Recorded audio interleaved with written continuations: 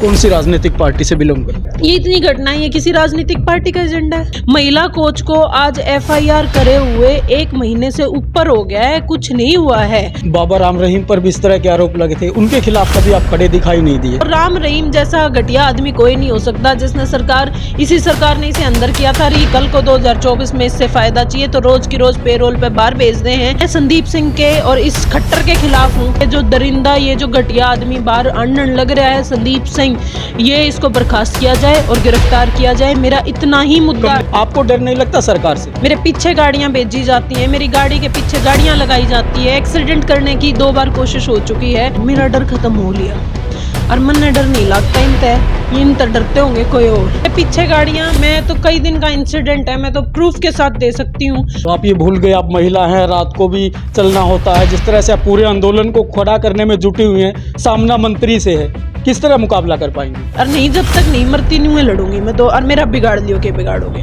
नमस्कार, संदीप बागड़ी हूं मैं और जनता और आवाम से जुड़े हुए तमाम मुद्दों को लेकर अक्सर बातचीत करते हैं हम। और इसी फहरिस्त में आज सोनिया दुहन हमारे साथ हैं। सोनिया दुहन जो पिछले काफ़ी समय से संदीप सिंह मंत्री के खिलाफ खुले तौर पर मोर्चा खोले हुए, पूरे हरियाणा में कई बड़े प्रदर्शन इनके नेतृत्व में चल रहे हैं। बातचीत कर लेते हैं उसी मुद्दों को लेकर और उन तमाम मुद्दों को लेकर जो आपसे यानी कि जनता और आवाम से जुड़े हुए हैं। जी मैडम, बहुत बहुत स्वागत है आपका। धन्यवाद। मैडम, जिस तरह से आप लगातार पिछले काफ़ी समय से पूरे हरियाणा में प्रदर्शन करती हुई नज़र आ रही हैं, आखिर मकसद क्या है? देखिए जी, मेरा एक ही मकसद है। हमें बेटियों को, जो हम हरियाणा की सारी बेटियां, हमें सुरक्षा चाहिए। हमें एक ऐसा सुरक्षित माहौल चाहिए जहां हमें ऐसा लगे कि हाँ, हम हरियाणा में रह रहे हैं और हम सुरक्षित हैं और हमारे पास हमें कोई दिक्कत नहीं होने वाली है। मेरा बस इतना ही मकसद है। कौन सी राजनीतिक पार्टी से बिलोंग करती है? इससे राजनीतिक पार्टी का कोई मतलब नहीं है और इसे राजनीतिक माहौल भी ना बनाएं प्लीज़। अच्छा, तो इस जो एजेंडे को आप लेकर चल रही हैं, कहीं ना कहीं लोगों को लगता है कि किसी न किसी राजनीतिक दल से प्रायोजित ये एक कार्यक्रम रहते हैं।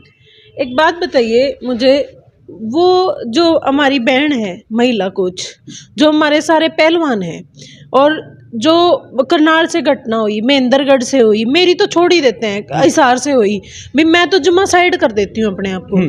ये इतनी घटनाएं ये किसी राजनीतिक पार्टी का एजेंडा है क्या? आप लोग मुझे खुद बताइए। महिला कोच को आज एफआईआर करे हुए 1 महीने से ऊपर हो गया है, कुछ नहीं हुआ है। और हम लोग बार बार राजनीति का रंग दे दे के लड़कियों की आवाज़ को चुप करवाते रहते हैं। अरे कौन सी राजनीति? 1.5-2 साल हैं इलेक्शन को, और कौन सी राजनीति? मेरा पेवा में कौन सी राजनीति थी या आज कैथल में कौन सी राजनीति है? मेरी राजनीति होगी तो नारनंद में होगी, मेरी राजनीति होगी तो दिल्ली में होगी, हरियाणा में उसका क्या मतलब था? और मैंने गणित गणा, अगर मैं इलेक्शन लड़ूंगी, मैं पेटवाड़ की बेटी हूँ तो मैं नारनंद से लड़ लूंगी। यहाँ पे बैठ के क्या मतलब है?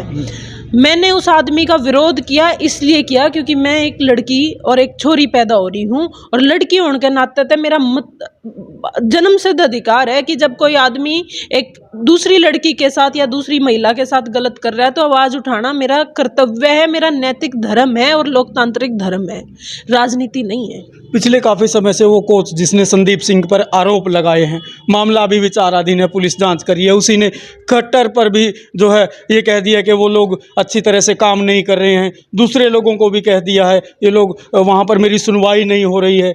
केवल और केवल उन्हीं लोगों को टारगेट किया जा रहा है। आपके साथ भी अभी तक वो कोच दिखाई नहीं दे रही है। आप तो उसके मुद्दे को बड़े बाखूबी ढंग से उठा रहे हो। एक अभी काफ़ी समय से आप साथ नहीं दिखाई दिए। हम साथ तो कभी दिखाई नहीं दिए भाई। कोई फोटो देखी है या कुछ है? वो पीड़िता है, वो कोई ये ब्याह नहीं होने लग रहा है कि वह मेरे गले न्यू सेल्फी लेवेगी, कि मेरे गले न्यू फोटो खिंचवाओगी, कि मेरे साथ नजर आवेगी।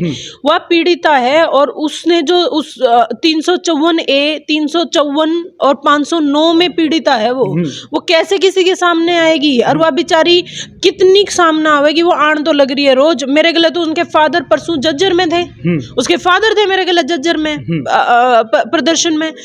इसका आप लोग क्यों इसको ऐसा रंग दे रहे हो? मेरी लड़ाई सिर्फ और सिर्फ लड़की होने के नाते से है। और अगर वो लड़की आके भी मेरे साथ सेल्फियां नहीं खिंचवा रही है और मेरे साथ खड़ी हो के फोटो क्लिक नहीं करवा रही, इसका मतलब यह नहीं है कि वह मेरे गले नहीं खड़ी या मैं उसका गले नहीं खड़ी। उसका गले हरियाणा की एक एक छोरी, एक एक औरत खड़ी है, और वह उसे हरियाणा की मैं छोरी हूँ और औरत हूँ। बाबा राम रहीम पर भी इस तरह के आरोप लगे थे, उनके खिलाफ कभी आप खड़े दिखाई नहीं दिए। भाई खड़ी तो हूँ, आप लोग क्यों इस चीज को तोड़ मरोड़ के वो काम कर रहे हो। राम रहीम जैसा घटिया आदमी कोई नहीं हो सकता, जिसने इसी सरकार ने इसे अंदर किया था। जब जिस तरीके से सरकार को ये लग रहा है कि कल को 2024 में इससे फायदा चाहिए तो रोज की रोज पेरोल पे बाहर भेज रहे हैं, और ये घटिया कृत्य करने वाली सरकार है। सबसे बड़ी बात, मैं संदीप सिंह के और इस खट्टर के खिलाफ हूँ। संदीप सिंह ने एक लड़की के साथ कितना बड़ा दुर्व्यवहार किया है, और उसके साथ साथ उसने 26 जनवरी को मेरे साथ क्या किया है। और ये बड़ी बात ही नहीं है कि ये तो राम रहीम ने भी गोद में बिठाए बैठे हैं। जब इतना बिल्कुल प्रत्यक्ष, जब सारी दुनिया प्रत्यक्ष देखने लग रही है, उस आदमी ने अगर गोद में बिठाए बैठा है, और उस लड़की को, उस बेचारी लड़की को अगर वो ये बोल सकते हैं खट्टर साहब की वह नगरल बातें कर रही है, तो राम रहीम के उससे भी कई बड़ा आरोपी ने लिया, उसने भी गोद में बिठा लेंगे। इनके लिए तो सब कुछ राजनीति हो रही है। संदीप सिंह पर रेप के आरोप चल रहे हैं, और उधर यहाँ की मौजूदा जो राज्य मंत्री कमलेश ढांडा है, उनको कोई बहन जी कह दे तो उनको गुस्सा आ जाता है। क्या लगता है कि इनकी मानसिकता किस तरह की है? देखिए जी, मैं कमलेश जी को नहीं जानती, और उनको बहन जी सुनने पे क्यों गुस्सा आता है मुझे ये भी नहीं पता। मैं तो उल्टा, अगर मुझे कोई और कहता है तो मैं बोलती हूँ भाई बेबे बोला कर, बहन बोला कर। इससे बड़ा शब्द हरियाणा में इज्जत का शब्द कुछ नहीं हो सकता। और मेरा मोर्चा सिर्फ और सिर्फ लड़कियों की सुरक्षा सुनिश्चित करना है। और ये जो दरिंदा, ये जो घटिया आदमी बाहर आंदन लग रहा है संदीप सिंह, ये इसको बर्खास्त किया जाए और गिरफ्तार किया जाए। मेरा इतना ही मुद्दा। कमलेश ढांडा का जिक्र इसलिए कर रहा हूँ, महिला एवं बाल विकास मंत्रालय संभालती है, महिलाओं के लिए विशेष जिम्मेवारियां उस मंत्रालय की हैं। उन्होंने अभी तक अपनी कोई प्रतिक्रिया नहीं दी है उसके पक्ष में कि आपको न्याय मिलेगा या जांच चली, इस तरह की भी कोई बात सामने नहीं। कमलेश ढांडा का मुद्दा इसलिए बीच में आया। मुझे लगता है औरत होने के नाते से उनका जमीर मर गया है, इसलिए वो बोल नहीं पा रही हैं। वो सिर्फ और सिर्फ सरकार की कठपुतली बन के रह गई हैं, और इंसानियत और औरत होने का उनका जो जमीर है और जो उनका भीतर आत्मा मर ली उनकी। एक वो बात जो कमलेश ढांडा चैनल के माध्यम से सुने और उनको पता चले कि वाकई ये गलत हो रहा है, उनको भी कुछ करना चाहिए। क्या कहना चाहिए कमलेश ढांडा के लिए? मैडम, आप बहन जी सुनना पसंद नहीं करती, तो मैडम आप औरत हो, और इस औरत में किसी छोरी की माँ भी होगे, आपके घर में बहू भी होगी, वह छोरी भी किसी की घर की बेटी है, उसका भी माँ है, उसके घर में भी औरत है। तो इन लुगाइयाँ की इज्जत में बचा लो, कति दरकिनार मत करो। मुसलमान वो जब मुगल आए थे हमारे देश में, मुगलों वाला काम मत करो कि हम बोलते थे कि भाई हमारे यहाँ पर्दा प्रथा तब चली थी क्योंकि हमारे को उस समय सुरक्षित माहौल नहीं था। यो ये काम हमारे गले मत होने दो। मैडम, हमने बचा लो, मसा हम घर तक बाहर लिकड़े हैं 7-8 साल तक, और जब तक हमारे गले बड़ी भीड़ में न्यू करने लग गए, हमारे चुन्नी बम्बर शाल खींचने लग गए, तो हम कड़े तक बाहर लिकड़ेंगे, हमने फिर घर बैठा देंगे। और कल ने यह बात देख लियो, आज मंत्री आप औरतों की बदौलत हो, कल ने ये औरत पीछे नहीं रहेंगी, नहीं तो मंत्री भी नहीं रहोगी। नैना चौटाला रैली के लिए हजारों चुनरियां बांट देती है, चुनरी चौपाल करती हैं, वो कहीं ना कहीं अभी तक मौन है इस मुद्दे पर। कैसे देखते हैं उनकी इस मौजूदगी को? सरकार में उनका बेटा डिप्टी सीएम है, उनकी अच्छी खासी भागीदारी रहती है। वो चाहे नैना चौटाला जी हों, कमलेश ढांडा जी हों, मैं सोनिया दुहन हूँ, या कोई और ABC सोनिया मोनिया कोई भी हो, ये औरत का अधिकार की बात है, ये औरत के संरक्षण की बात है। अगर आज आपे नहीं लड़े तो कल ने आपे अपने बेटे या कोई भी खड़ा होने लायक नहीं रहेगा, क्योंकि इज्जत बचेगी नहीं, अपने जमीर बचेगा नहीं, तो कहाँ तक लड़ेंगे? ये सवाल हमने इसलिए किया था, राजनीतिक कार्यक्रमों के लिए भीड़ बढ़ाने के लिए महिलाओं को चुनरी बांटकर चुनरी चौपाल का आयोजन करने वाली उन जो है राजनेताओं को, राजनेत्रियों को मैं कहना चाहता हूं कि जब एक महिला की इज्जत तार तार हो रही है, उस पर भी जरा मुंह खोलिए। मैडम, अगर राजनीति की बात करें तो राजनीति में उतरेंगी कहीं ना कहीं? ये जो आप आम समाज की आवाज़ यहाँ उठा रही हैं, विधानसभा में भी उठाने का मौका मिले तो क्या चुनाव लड़ेंगी? देखिए, चुनाव एक बिल्कुल अलग विषय है। मेरे को चुनाव लड़ने या ना लड़ने से कोई मतलब नहीं है। मैं आज भी महिलाओं की, जब मैं किसी संवैधानिक पद पे नहीं हूँ, आज भी मैं महिलाओं के लिए लड़ रही हूँ, और कल भी लड़ूंगी।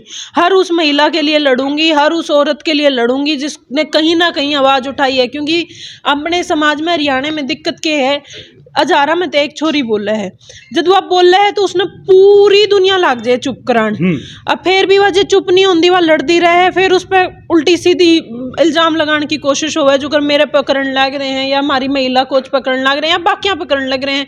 ये पूरा एक प्रोपोगेंडा चलता है। तो मैं हर उस औरत के लिए लड़ूंगी जो अपनी आवाज उठाएगी। विधानसभा ये बाद की बात है, ये लड़ना ना लड़ना कोई मायने नहीं रखता। मैं बाहर से भी उतनी आवाज उठा सकूं जितनी मैं और बैठ कर आवाज उठा सकूं हूं, क्योंकि मेरे अपने मौलिक अधिकार हैं, उन कोई छीन नहीं सकता। जी तो ले लोगे तो बाकी बाद की बात है, नहीं हर औरत खातर लड़ूंगी और आखिरी दम तक लड़ूंगी, क्योंकि मन ने बहुत लड़ाई लड़नी पड़ी है शामी आन खातर, समाज में आन खातर। तो सारी हर लड़की पहले अपने घर में लड़ाई लड़े, फिर समाज से लड़े, फिर शामी आवे है। तो हर औरत के लिए लड़ूंगी मैं, क्योंकि मैंने वो चीज़ देखी है जो कोई भी औरत फील करे। मैडम आपने देखी और कईयों के साथ ये हो चुका है, जिस तरह कोच वाले मामले पे बात कर रही हैं, आपको डर नहीं लगता? जिस तरह हमने कहा कि बाबा को अपने फायदे के लिए जेल में डाल देते हैं, बाहर निकाल देते हैं, आपको डर नहीं लगता सरकार से? न्यू है जी, वो एक बात क्या कर रहे हैं कि जब आपने नहीं डर खत्म हो जाए ना, जब आप लड़ना शुरू करो। मेरा डर खत्म हो लिया और मन ने डर नहीं लगता इन तय डरते होंगे कोई और। ये तो बड़ी कमजोर लोग हैं। कोच कह रही है मुझे फिर धमकी आ रही है, आपका फिर बलात्कार हो जाएगा। वो कहती है कि मेरे पीछे की मुझे जो है लोग मेरे पीछे गाड़ियां लगाते हैं। आपके साथ तो ये सब नहीं है?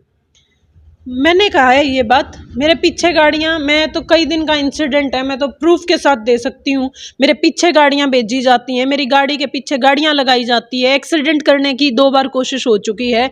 मेरे घर पे पुलिस वाले ऑफिशियली भेजे जाते हैं मुझे चुप कराने के लिए। ये सब तो चलेगा और करेंगे, ये अपनी करेंगे, हम अपनी करेंगे। या तो लड़ाई फिर क्या हुई, बराबर की लड़ेंगे। करो या धमकान दो, करा लो एक्सीडेंट, मर जाएंगी उस दिन तो चुप हो जाएंगी, और नहीं जब तक नहीं मरती नहीं लड़ूंगी मैं तो। और मेरा बिगाड़ लियो के बिगाड़ोगे। तो आप ये भूल गए आप महिला हैं, रात को भी चलना होता है। जिस तरह से आप पूरे आंदोलन को खड़ा करने में जुटी हुई हैं, सामना मंत्री से है, किस तरह मुकाबला कर पाएंगी? मंत्री किसका बनाया है? लोगों का बनाया हुआ है, किसी और का बनाया होना नहीं। हमने वोट करा है मंत्री तय। मंत्री गंदे काम करेगा, सीएम खराब काम करेगा और मंत्री का खराब आदमी का सपोर्ट करेगा तो हमें तारेंगे इसने कुर्सी तय। ये भी अपने दिन गिनने शुरू कर दे। रही बात रात की, मैं तो 1-1 बजे भी रोड पर हूँ, मार लियो, क्या करोगे?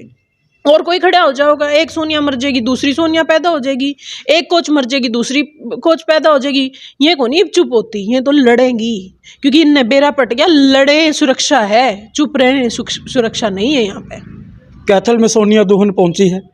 चैनल के माध्यम से कैथल की आवाम को, कैथल की महिलाओं को, कैथल की लड़कियों को सोनिया दुहन क्या कहना चाहती है? जो एक क्रांति वाली विचारधारा आपकी है, ये जो झांसी की रानी वाला जज्बा है, वो क्या कहना चाहेंगे उस बात को लेकर के, ताकि कैथल की महिलाएं, कैथल की लड़कियां भी ये सुनिश्चित कर लें सोनिया दुहन जो कह रही है वो ठीक है या गलत है, सरकार जो कर रही है उसकी कार्यशैली किस तरह की है? मैं एक की बात कहना चाहूँगी जी, सिर्फ कैथल नहीं, मैं कैथल कई दिन तक कैथल में हूँ और 19 तारीख ने मैं एक पंचायत करने लग रहे हैं, महिला के हक में ही ये पंचायत करने लग रहे हैं। जो ये औरत होती है ना जी, या लक्ष्मी भी है या सरस्वती भी है, जिस दिन तक या चुप रहे, जिस दिन या जागिनी, या ये दुर्गा है या ये काली है।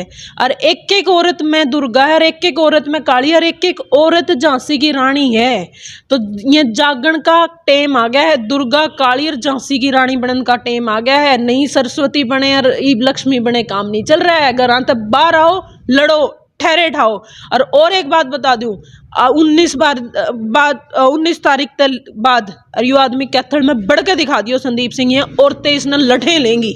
मैं बताऊंगी कि औरत को क्या मैसेज देने की ज़रूरत है और क्या नहीं देने की ज़रूरत है। सारी औरतों ने बेरा यू कितना घटिया आदमी है और यो तो ईब इसकी गिनती उल्टी करनी शुरू कर दे।